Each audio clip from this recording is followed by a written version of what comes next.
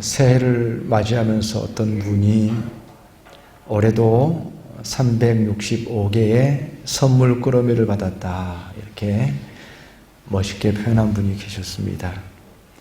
365일, 우리에게 주어진 365일을 선물 꾸러미, 정말 선물 꾸러미를 받았다, 이렇게 표현함으로써 우리에게 주어진 그 하루하루가 얼마나 가치 있는 것인지, 그리고 또 선물이니까 희망적이잖아요.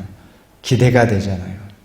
그러한 선물을 365개나 받았다라고 하는 그 표현을 통해서 이제 새해를 시작하는 우리에게 우리가 어떤 자세로 이 새해를 맞이할 것인가, 또 하루하루를 살아갈 것인가라는 그 부분에 대해서 참 깊이 생각하게 하는 참 창의적인 편이라고 생각합니다. 올해도 365개의 선물 꾸러미를 받았다. 오늘 본문의 말씀 속에서 너희 안에 행하시는 이는 하나님이시니 자기의 기쁘신 뜻을 위하여 너희에게 소원을 두고 행하게 하신다 라는 말씀을 통해서 우리에게 소원을 두고 행하게 하신다. 2022년이 우리 가운데 열리면서 이 한 해를 어떻게 맞이할 것인가, 가장 중요한 게 무엇일까, 뭘 준비해야 될까, 어떤 자세로 하나님께서 새로운 해를 주셨는데 우리의 책임은 무엇일까, 그냥 살면 되는 것인가 라고 하는 것이 아니라 오늘 본문의 말씀에서와 같이 하나님께서 우리에게 주신 그 소원을 마음에 품고 소원을 두고 행하게 하신다. 그래서 소원을 두고 행하게 하신다라는 말을 우리에게 익숙한 조금 더 친근한 표현으로 바꾼다면 비전이라고 말할 수가 있을 것입니다. 새해를 맞이하면서 올 한 해의 비전이 뭐냐라는 것에 대해서 우리의 대답이 필요합니다. 새로운 해를 주셨는데 올 한 해를 그저 이제 2022년이 주어졌으니까 살아간다가 아니라 우리의 믿음은 이 새로운 한 해가 하나님으로부터 주어진 거잖아요. 우리에게 생명을 주셨고 이 시간이, 이 기회가, 이 은혜가 하나님께서 우리에게 주신 것, 그저 뚝 떨어진 것이 아니라 우연히 주어지는 것이 아니라 살다 보니 사라지는 것이 아니라 하나님께서 우리에게 주신 것이기 때문에 마치 365개의 선물을 받았다라고 하는 그런 이 새로운 한 해를 바라보는 그런 관점이 소중한 것처럼 믿는 자로서 우리에게는 2022년을 맞이하는 우리의 비전이 뭐냐? 하나님께서는 소원을 두고 행하게 하신다라고 말씀하셨는데 우리가 가진 비전이 뭐냐? 하루하루 그저 생각하게 되면은 비전이라는 게 잘 보이지 않습니다. 하루하루의 삶이라는 거는 그냥 이제 닥치니까 살아가는 그런 개념이 강하죠. 근데 비전이라는 거는 조금 더 멀리 보는 거잖아요. 전체로 보는 거거든요. 그래서 2022년이 분명하게 우리에게 주어졌는데 이 시간만큼은 2022년 전체를 바라보면서 또는 내 인생 전체를 바라보면서 이 시간의 의미가 무엇인가라고 하는 것을 조금 더 길게 바라보게 됨으로써 거기에서 하나님께서 우리 마음속에 주신 소원, 비전이라는 것을 생각할 수가 있게 됩니다. 그래서 2022년이 우리에게 주어졌는데 나는 어떤 비전을 가지고 살아갈 것인가?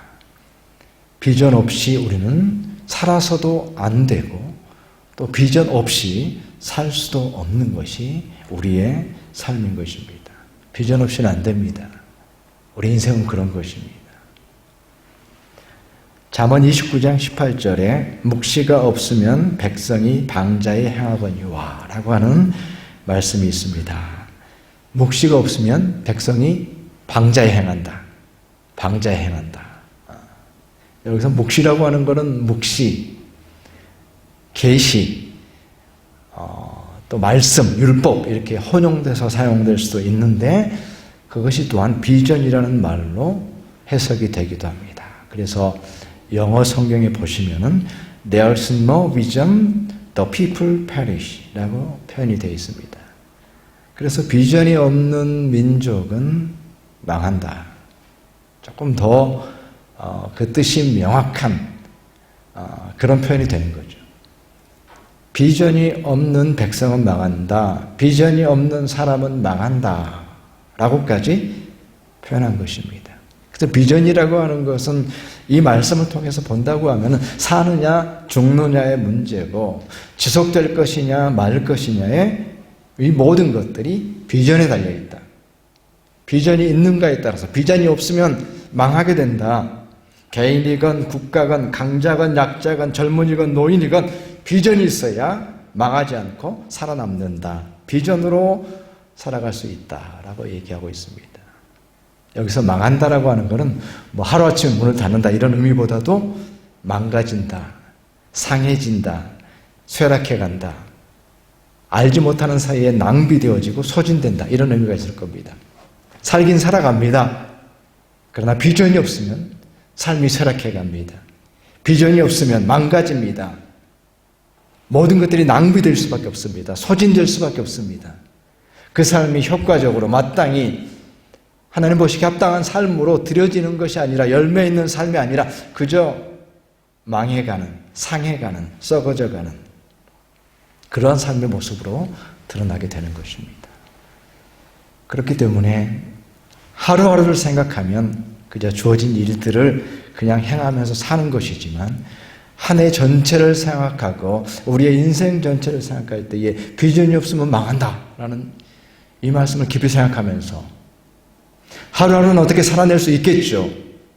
그러나 서서히 우리의 삶이 마땅히 살아야 될 삶의 자리에서 그 궤도에서 이탈하게 된다고 하는 사실을 기억하면서 우리의 삶에 있어서 하나님께서 우리에게 주신 소원, 그 비전이라는 게 얼마나 중요한 것인지. 작년에 나온 책 중에서 이런 재미있는 제목의 책이 있습니다. 도망가지도 나아가지도 못하는 당신에게. 참 책 제목을 너무나도 우리의 현실을 잘 표현하는 제목으로 삼았다. 그렇잖아요. 도망가지도 못하고 우리에게 주어진 삶의 환경에서 도망가지도 못하고 나아가지도 못하고 나아간다라고 하는 것은 뭔가 이제 발전하는 거죠. 성장하는 거죠. 도망가지도 못해. 내게 주어진 직분, 부모라는 자리, 뭐 맡겨진 사명, 도망가지도 못하고 나아가지 못하는 당신에게. 일본 사람들이 쓴 책인데 거기에서 얘기하는 것 중에 어떤 인사이트가 있었어요. 뭐냐면 힐링.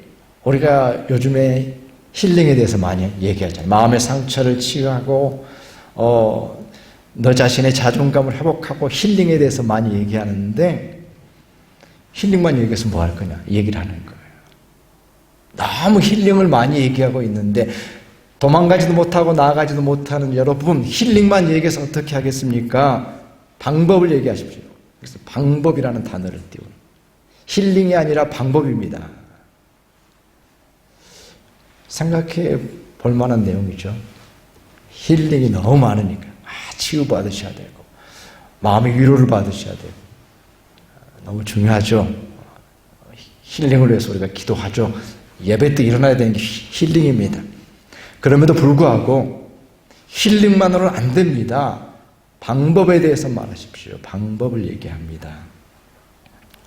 그래서 힐링을 얘기한다고 내가 받은 상처, 어려움 이런 것들 얘기하면서 자기 연민 속에 빠져서 그 자리에서 도망가지도 못하고 나아가지도 못하고 빙빙 돌지 말고 한 단계 더 나아갈 수 있는 너의 삶의 방법에 대해서 구체적으로 얘기하자.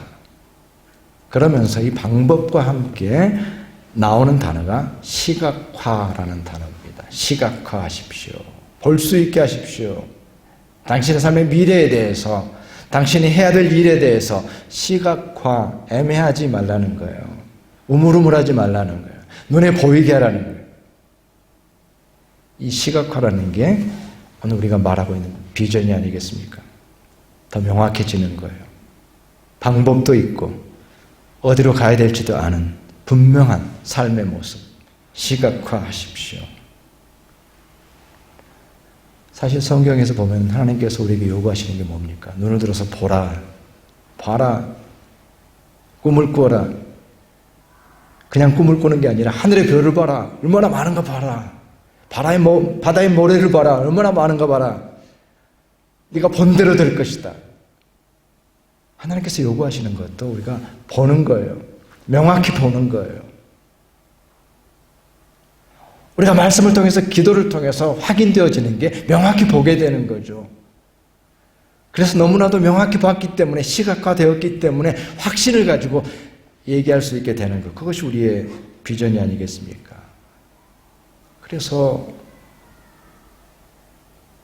도망가지도 못하고 나아가지도 못하는 우리에게 그런 도전을 주면서 비전을 갖는다라고 하는 것이 우리의 삶에 얼마나 중요한 것인지, 모두에게 비전이 필요하다라는 것을.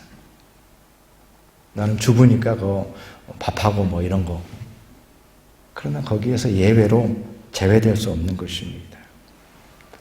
근데 비전을 보게 되면은, 비전에는 그 비전이 세워질 때 두 가지 유형이 있다고 그럽니다. 두 가지 유형이 있는데, 첫 번째는 아예 그런 경우 있잖아요. 삶의 목표가 뚜렷하신 분들이 있잖아요. 나는 이게 내 삶의 목표야 해서 목표를 세워놓으니까 그게 비전이 되는 거예요. 그런 형, 두갈식이라고 할까요? 그런 형의 비전이 있어요. 다른 비전은 뭐냐면 가치관이 먼저 세워져요. 가치관이라고 하는 거는 이게 가치 있다, 이게 좋다, 이게 세워지는 거잖아요. 그 가치가 먼저 세워지고 나니까, 이 가치를 이루기 위해서 나는 어떤 삶을 살겠다 라고 하는 비전. 가치관을 통해서 비전이 세워지게 되는 것. 나는 이런 삶을 추구해야 돼 라고 하는 것이 정해지고 나서 이제 구체적으로 그렇다고 한다면 나는 나의 삶에서 이렇게 살아갈 거야가 보이게 되는 그런 가치관을 통해서 세워지는 비전. 이 두 가지 유형의 비전이 있을 수가 있다고 하는데, 그리스도인들은 후자에 해당되는 겁니다. 그리스도인은 하나님께서 우리에게 주신 삶의 그 가치를 먼저 발견한 사람이에요. 그래서 그 가치로부터 나는 이렇게 살아가겠다라고 하는 구체적인 삶의 비전이 나온다는 거죠. 오늘 이 말씀에서도 얘기하는 게 그겁니다. 우리 마음속의 소원이라고 하는 것은 누가 주시는 것이냐? 내가 스스로 개발해내거나 내 스스로가 원했기 때문이 아니라 하나님께서 우리에게 주셨다라고 얘기하는 거죠. 이것이 그리스도인의 비전의 특징입니다. 그래서 우리가 내가 원했으니까 땡기니까 비전이다가 아니라 하나님께서 주신 그 가치를 쫓아가다가 하나님으로부터 우리 인생 가운데 비전을 발견하게 되는 것입니다. 그래서 너희 안에 행하시는 이는 하나님이시니 하나님께서 행하고 계신다라고 말씀하고 있죠. 그리고 자기의 기쁘신 뜻을 위하여 우리에게 소원을 주신다. 하나님의 뜻을 위하여요. 소원 그 자체가 스스로 빛나는 것이 아니라 그것은 하나님께서 하나님의 기쁘신 뜻을 위하여서 우리에게 주신 것으로서의 소원이고 비전인 것입니다. 이것은 너무나도 큰 차이가 있고, 이것은 그리스도인의 비전이에요. 우리는 그리스도인으로서 사로잡힌 자고, 말씀에 사로잡힌 자고, 하나님께 사로잡힌 자고, 그리스도께 사로잡힌 자로서 비전을 갖게 되는 거예요. 이제는 그의 기쁘신 뜻을 이루기 위하여서 아무리 명확한 비전을 가지고 있다고 할지라도 그것이 나 자신의 욕망으로부터 온다고 한다면 그것은 우리의 비전은 아닙니다. 그 비전은 하나님께서 자기의 기쁘신 뜻을 이루기 위하여서 나에게 주신 비전이에요. 그 비전은 당연히 말씀으로부터 시작되어지고 당연히 기도로부터 시작되어지는 거죠. 그 비전이에요. 우리의 비전이라고 하는 것은. 그래서 그 기쁘신 뜻을 이루도록 우리에게 소원을 주시는 것입니다. 그래서 오늘 이 잠언서의 말씀에서의 묵시가 없으면 망한다. 방자에 행한다. 묵시라는 것은 계시, 또 이어지는 구절에서는 율법이라는 말로 나오는데 묵시와 계시와 율법이 비전이 되는 겁니다. 다른 것 같죠? 묵시와 계시와 율법은 다른 것 같죠. 그러나 그리스도인에게는 그렇지가 않습니다. 그리스도인의 비전은 묵시로부터, 계시로부터, 율법으로부터 나오는, 그것이 그리스도인의 비전이고, 자기의 기쁘신 뜻을 위하여서 믿음과 소망과 사랑에 대해서 지난 시간에 우리가 말씀드렸는데, 믿음과 소망과 사랑이 우리에게는 변하지 않는 가치이고, 그 믿음과 소망과 사랑으로부터 비전이 나오게 됩니다. 그렇기 때문에 그리스도인의 비전은 말씀으로 이루어져 있습니다. 그래서 누구나 비전을 가지고 있고, 국가도 회사도 비전을 가지고 있지만, 그리스도인의 비전은 반드시 말씀으로 이루어져 있어요. 말씀을 사랑하다가, 말씀을 사모하다가, 말씀을 묵상하다가, 말씀에 빠져 있다가 거기서 비전을 발견해요. 그것이 그리스도인의 비전의 특징이에요. 말씀 없이 나름대로의 비전이 아니라는 거죠. 제가 신학대학원에 처음 입학했을 때 벌써 오래전이 돼버렸는데, 이제 그때는 대학을 막 졸업하고 이제 처음 신학에 입문할 때예요. 그러니까는 가장 뜨거울 때고, 처음 만났던 이제 전혀 모르는 친구들과 처음 만나서 신학을 막 공부하고 이럴 때인데, 그 첫 학기에 참 기억에 남는 일이 있었어요. 내가 소명받은 그 말씀을 달고서 한 학기 동안 다니는 거예요. 자기를 소개하듯이, 자기 이름을 소개하듯이. 저는 거기다가 베드로가 예수님께 너희도 가렸느냐라고 예수님이 베드로에게 물었을 때, 베드로가 주여 영생의 말씀이 계시오매 우리가 네게로 가오리까 라는 말씀을 제 비전의 말씀으로 삼아서 그렇게 한 학기 동안 달고 다녔습니다.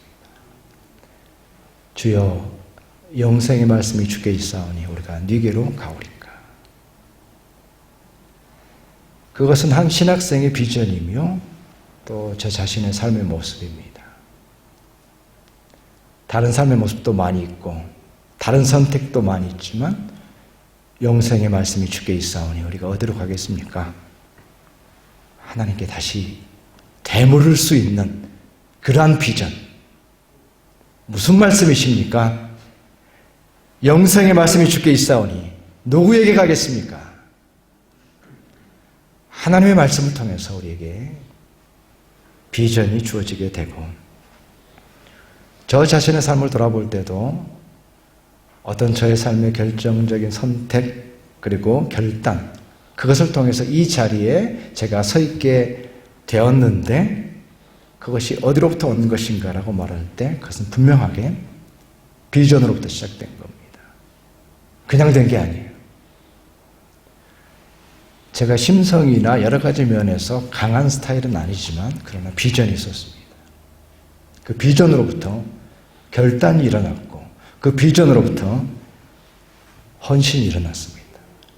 그래서 지금 나의 삶의 모습이 무엇 때문인가라고 묻는다고 한다면, 어디에서부터 출발했느냐고 묻는다고 한다면 그것은 분명하게 비전이었습니다라고 말할 수 있는 거예요. 비전이라고 하는 것은 그런 것입니다. 진정한 비전, 하나님께서 우리에게 주시는 그 비전은 우리를 강하게 하고 우리로 결단하게 하고 우리의 삶의 모습과 결과를 바꿔놓습니다. 그것이 비전의 능력이고 비전의 자리인 것입니다. 그런데 비전이라고 하는 것은 시간이 갈수록 흐릿해지게 마련입니다. 그것이 문제고, 우리가 비전을 잃어버리면, 하나님께서 그 기쁘신 뜻대로 주신 비전을 잃어버리면 그 자리에는 세속적인 가치가 이제는 스며들게 돼 있어요. 내가 비전을 붙들고 있으면 비전대로 살아가는데, 비전이 흐릿해지면 이제는 세속적인 그런 가치관들이 서서히 밀고 들어오게 됩니다. 비전이 없게 되면 그 비전이 연약해진 곳에 익숙한 매너리즘이 자리 잡게 되는 것입니다. 그것이 우리의 모습이죠. 그런데 오늘 말씀 속에서는 너희에게 기쁘신 뜻을 위하여 너희에게 소원을 두고 행하게 하신다라고 말씀하셨습니다. 행하게 하신다라고 하는 것, 이제는 우리가 행한다는 거예요. 비전이 우리 가운데 있을 때에, 우리 가운데 비전이 주어질 때에 이제 우리로 하여금 행하게 하신다라고 하는 것은 이제 우리가 중요해졌습니다. 나 자신의 순종이 중요해졌습니다. 하나님께서 나에게 비전을 주시기 위해서 우리의 발걸음과 움직임이 중요해졌습니다. 이것이 바로 우리가 잘 알고 있는 인격적인 하나님의 비전입니다. 하나님께서는 우리가 하나님께서 정해진 대로 그렇게 숙명적으로 살아가는 삶을 말씀하시지 아니하고 인격적인 하나님께서 우리에게 주신 그 비전을 따라서 이제는 행하면서 살아갈 수 있도록 우리의 발걸음과 우리의 의지와 우리의 순종을 통해서 우리의 삶이 변화되도록 요구하시고 의도하신 것이죠. 그것이 비전의 능력입니다. 하나님께서 우리 마음 가운데 주신 그 비전은 우리 삶을 변화시킨다는 거예요. 탁월하게 한다라는 거예요. 능력 있게 한다라는 거예요. 그 비전을 가짐으로써 내가 나 이상의 삶을 살아갈 수 있다라는 것이죠. 그러한 비전이, 그 꿈이, 가능성이 비전 속에 담겨 있는 것입니다. 똑같은 일을 하는데 어떤 사람들에게는 매우 효과적이고 어떤 사람들에게는 별 효과가 없는 그런 경우가 있어서 세밀하게 연구를 해봤다고 합니다. 시간을 어떻게 사용하는가라고 하는 것을 세밀하게 연구를 했는데 15분 단위로 시간을 잘라가지고 어떻게 사용하는지. 근데 보니까는 80%의 시간 사용은 다 같아요. 뭐 같은 일을 하고 같은 프로그램을 하니까 80% 하는 일이 비슷할 거 아니에요. 뭐 해야 될 일이 있고 또 뭐 남들 밥 먹을 때 밥 먹어야 되고 그 80%는 같은데 20%의 차이가 있더라라는 게 밝혀졌습니다. 그 20%의 차이는 뭐냐면 내가 내 마음대로 할 수 있는 시간이에요. 그 시간은 같이 어울리고 같이 밥 먹고 같이 일하고 하는 거는 내가 어떻게 할 수 없어. 맡겨진 일을 하는 거니까. 근데 20%의 시간, 그것은 나 혼자만의 시간이에요. 그 시간을 얼마나 효과적으로 사용하느냐.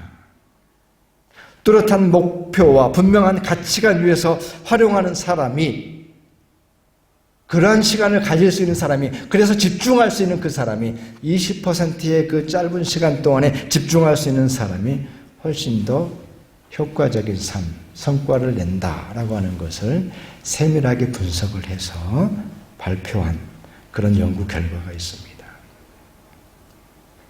우리 삶에서 비전이라고 하는 것은 바로 그런 것입니다.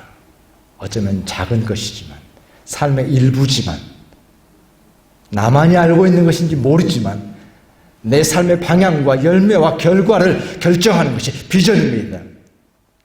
내가 비전을 세워놓고 명확하게 바라보면서 나아가느냐, 그렇지 않느냐가 그 결과를 다르게 가져온다는 겁니다. 다시 원점으로 돌아가서 우리에게는 2022년이 주어졌습니다. 이거는 명확한 사실입니다. 부인하고 싶어도 부인할 수 없어요. 하나님께서 분명히 주셨어요. 이거는 부인할 수 없어요. 우리에게 주어진 시간입니다. 하나님께서 우리에게 주신 2022년이 분명한 것만큼 우리의 비전도 분명해야 됩니다. 그렇지 않습니까? 그래야만 책임적인 삶의 모습이죠. 하나님께서는 분명하게 2022년을 주셨는데 우리는 아무런 대책 없이 그저 안일하게 2022년을 맞이해서는 안 된다는 것입니다. 분명한 비전을 가지고 하나님께서 우리의 마음속에 주신 그 마음의 소원을 가지고 2022년을 맞이해야 되고, 그것이 이 변화하는 시대에 우리가 살아갈 수 있는 삶의 방법입니다.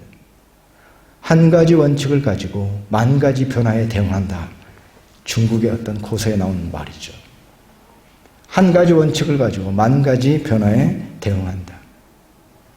오늘날의 변화가 너무나도 변화가 많습니다. 너무나도 빨리 바뀌고 감당할 수 없습니다.